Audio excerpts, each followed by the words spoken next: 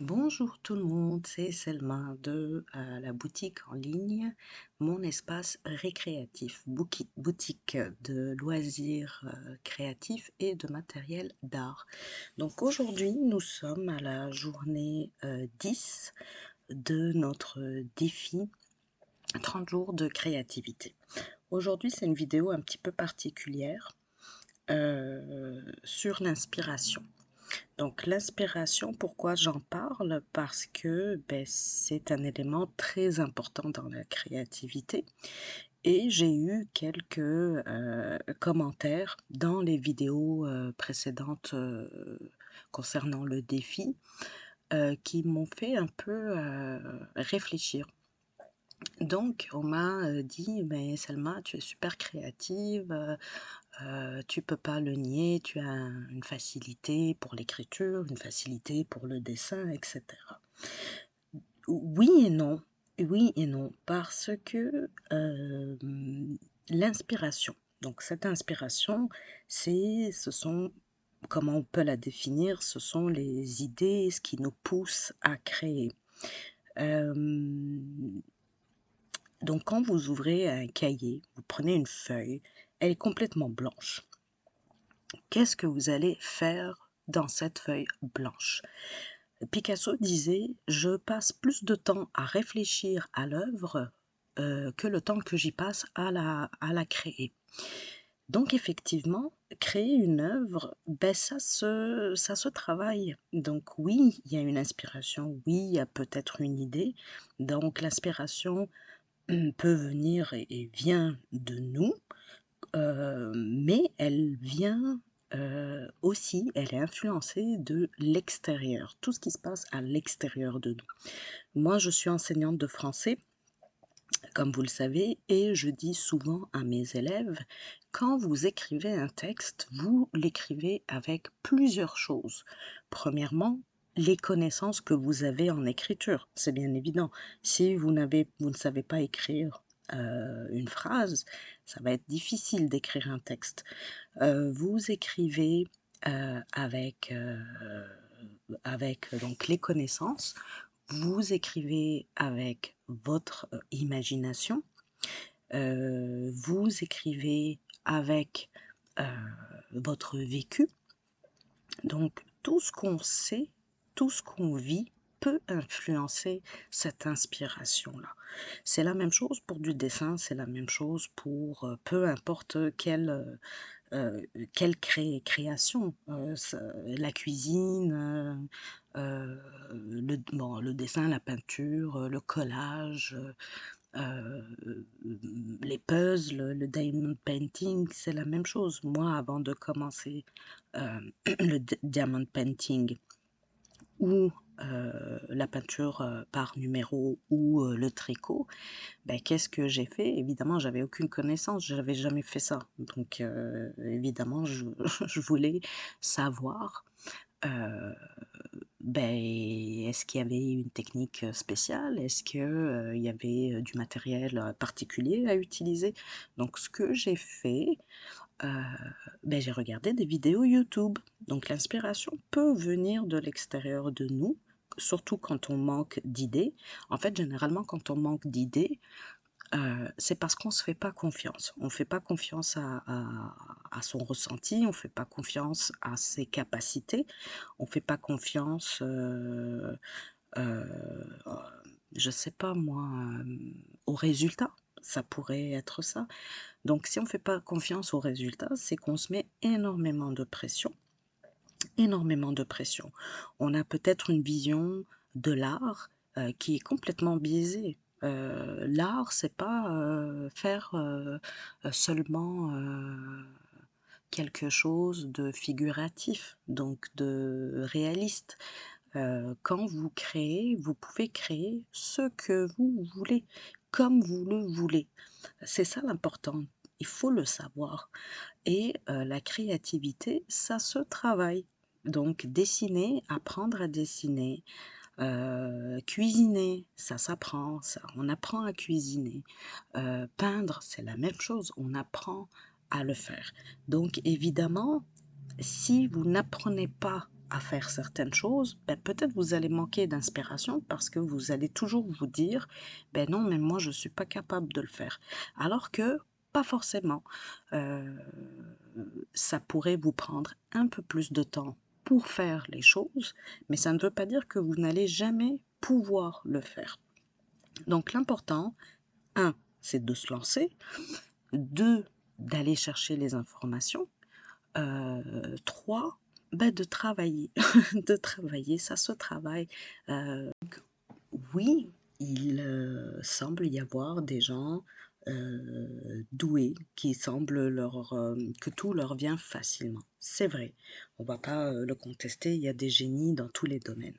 Il y a des gens qui ont des aptitudes plus développées que d'autres. Mais ça ne veut pas dire que ben, vous n'allez pas être capable de créer quelque chose. Il faut vraiment que vous le reteniez, c'est que vous pouvez créer tout ce que vous voulez comme vous le voulez. Donc pour aller chercher l'inspiration, ben, la première chose à faire, c'est de regarder ce que les autres font. Que ce soit en cuisine, que ce soit en dessin, en peinture, en diamond painting, en tricot, en crochet, ben c'est le même principe. Euh, Moi, j'ai regardé des vidéos YouTube pour voir, pour savoir, pour comprendre comment les choses se faisaient. Et c'est tout à fait normal, d'accord? Ce que je fais aussi, donc ça c'est mon petit truc, c'est pour ça que je suis sur ma page Pinterest. Par exemple, j'ai une idée particulière où je veux travailler quelque chose en particulier, ben, je vais généralement aller sur Pinterest, me créer des tableaux et chercher ben, ce que je veux travailler. Disons que je vais vous montrer ici. Ici, c'était parce que pour ceux qui ont vu d'autres vidéos, je vous avais montré ce que j'avais fait pour le ruban bleu. C'était une petite madame sur un fond bleu.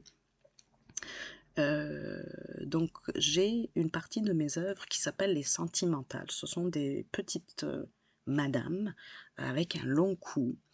Et j'avais l'idée de faire des dessins, d'améliorer ce personnage-là. Donc je suis allée regarder sur Pinterest ce qui était fait par rapport au visage, au personnage féminin.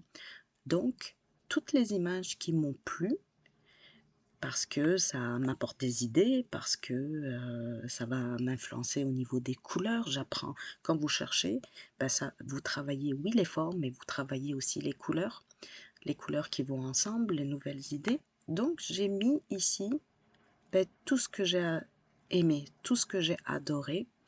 J'ai mis ça dans un tableau, vous voyez. Okay. Donc, il y a plusieurs styles différents, plusieurs couleurs différentes.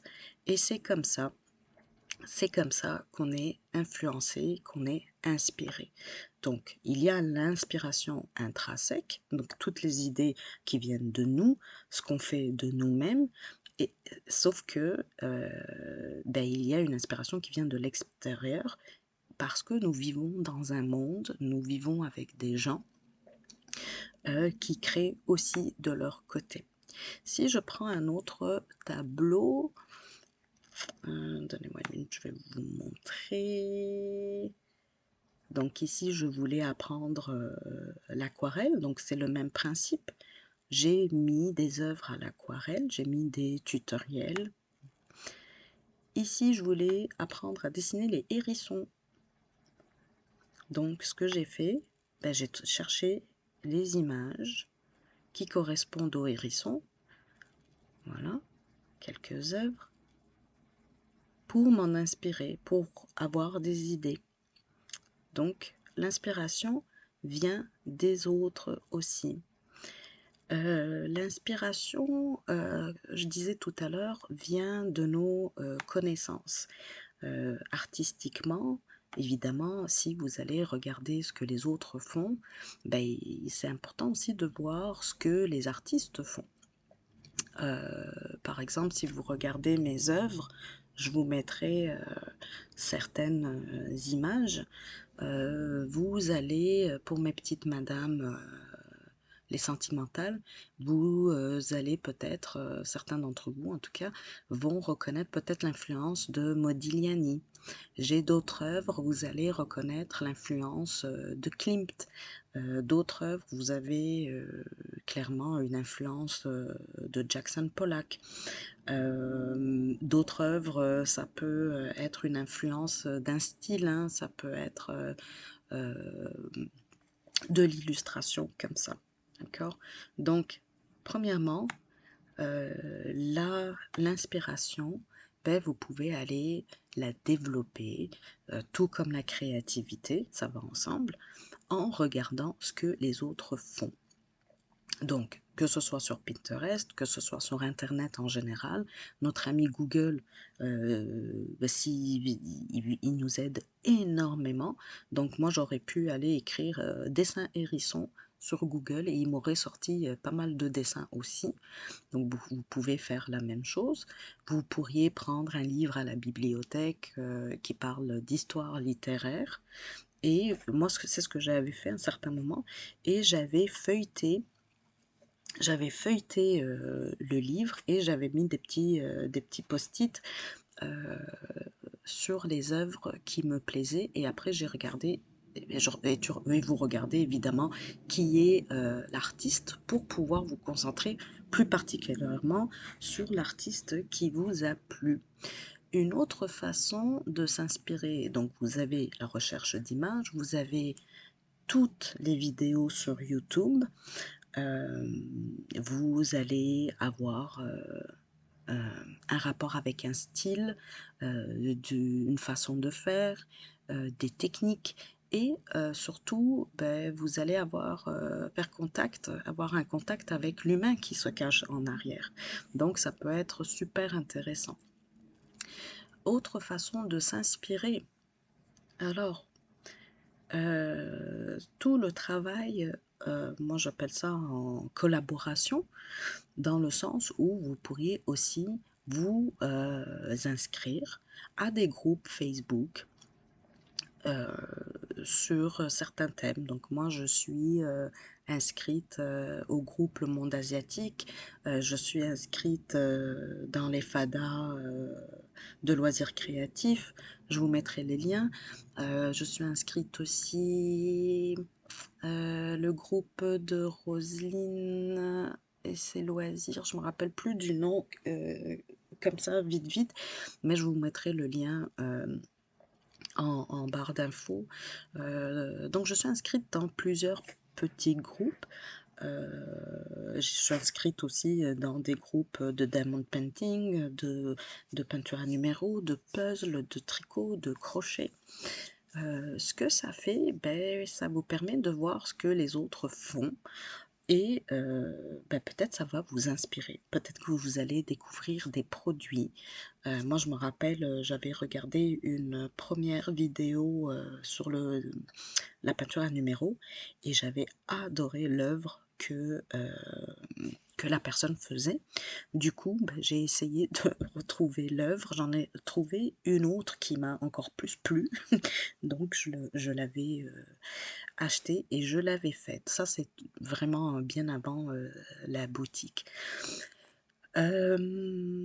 Autre chose qui est super que vous vous connectez avec des gens via des groupes comme ça Facebook ou YouTube. Je parlais de collaboration tout à l'heure. Eh bien, je sais que plusieurs personnes, plusieurs youtubeuses vont créer par exemple une œuvre en collaboration. Par exemple, je sais que Roselyne et ses loisirs, Virginie de Virginie, Diamant et Fil, Jackie des loisirs, pardon, des lubies de Jackie, Didite de l'atelier de Didite, et il y en a plein d'autres. Ce qu'elles vont faire, elles vont prendre un point de croix, un diamant painting, une peinture à numéro, et elles vont s'associer avec 5 personnes par exemple et chacune en fait elles vont toutes faire ces personnes-là, la même œuvre. Donc ça vous pousse aussi à rester créatif et ça vous pousse à ne pas vous dire bon, je ne suis pas capable, j'ai pas le temps, etc. Donc vous êtes poussé aussi par ce que font les autres. Autre chose. Donc vous voyez, l'inspiration, elle vient de partout. L'inspiration, évidemment, qui parle d'inspiration, parle de collaboration. Donc une œuvre, moi j'ai déjà travaillé en collaboration avec des artistes. J'avais écrit un texte pour une œuvre qui avait été peinte par d'autres artistes. Donc ça, c'est un type de collaboration aussi. Vous pouvez aussi, évidemment, qui dit inspiration, ben, aller au musée. Donc vous pouvez aller au musée, participer à des lectures, participer à des événements, des foires par exemple. Je sais qu'à Belleville, à Paris, il y a une semaine ou 2 semaines, les artistes ouvrent leur atelier. Donc ça, c'est vraiment super de faire un petit tour dans les ateliers pour parler aux artistes, voir ce qu'ils font. C'est ce genre d'événement vous ouvre l'esprit aussi. Il y en a plein, hein. Il y en a plein, il y en a plein, il y en a plein. Il y a des... dans les bibliothèques, en tout cas ici, nous, au Québec, dans les bibliothèques, il y a des événements de ce genre. Dans les centres communautaires, on a des centres communautaires. Les gens vont se regrouper pour faire une soirée tricot, par exemple. Euh, Vous avez des cafés aussi, nous ici en tout cas on en a, donc ça m'étonnerait qu'il n'y en ait pas à Paris ou en France ou ailleurs, où vous rencontrez, les gens se rencontrent, pareil pour une soirée peinture, pour une soirée euh, broderie, pour une soirée crochet, pour une soirée cuisine. Donc allez regardez ce qui se fait à l'extérieur pour emmener tout ce que vous apprenez, tout ce que vous voyez vers votre monde intérieur. Ça va vous inspirer. Ça fait partie de l'expérience de vie. Donc moi, mes élèves, je leur dis hein, aussi, l'imaginaire, les connaissances, euh, les habiletés, ça se travaille, les habiletés, et évidemment nos expériences de vie. D'accord. Ça inclut les relations avec les autres, ça inclut ce qu'on apprend en, en découvrant certaines choses. Donc c'est la même chose pour peu importe ce que vous décidez de créer. Donc l'inspiration, si vous croyez qu'elle nous tombe dessus comme ça, oui, des fois ça peut arriver, mais il faut l'alimenter. Il faut l'alimenter. Donc il faut alimenter la créativité, il faut alimenter l'inspiration, il faut alimenter les connaissances. Donc si vous voulez apprendre à dessiner un visage, vous partez sur YouTube, vous partez sur Pinterest, il y a des vidéos, vous tapez comment dessiner un visage et vous allez trouver plein de tutoriels. C'est valable aussi pour les techniques.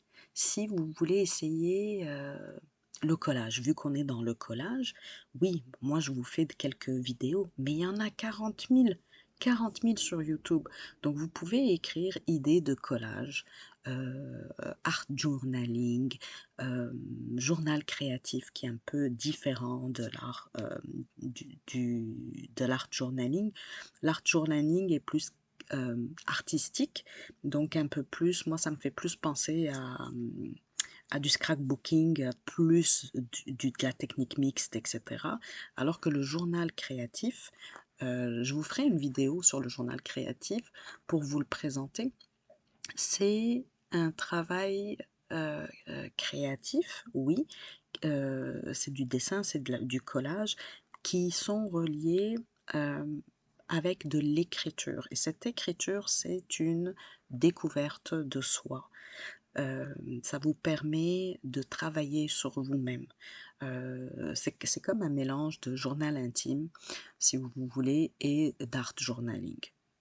Et c'est vraiment super. Moi, j'avais participé à un atelier de journal créatif et c'est vraiment super. Il y a un petit côté spirituel aussi à ça, euh, donc qui est très très intéressant.